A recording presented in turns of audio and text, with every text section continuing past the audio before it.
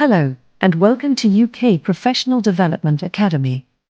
Today, we will guide you on how to start course and submit your course assignment in assignment submission slot on Learning Platform on UKPTEA.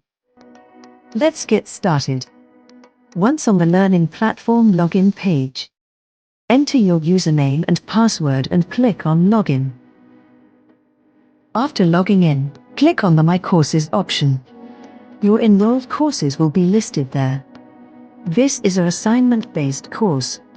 Click on it to open. This is some basic information about the course it is must understand before you start. After going through your learning material, you need to attempt your assignment for the module. It's time for the final submission. Click on the assignment submission slot.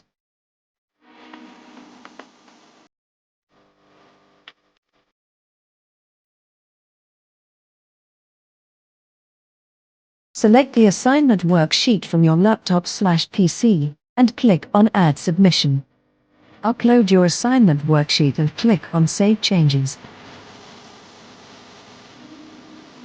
Thanks for watching this video. I hope you found it helpful.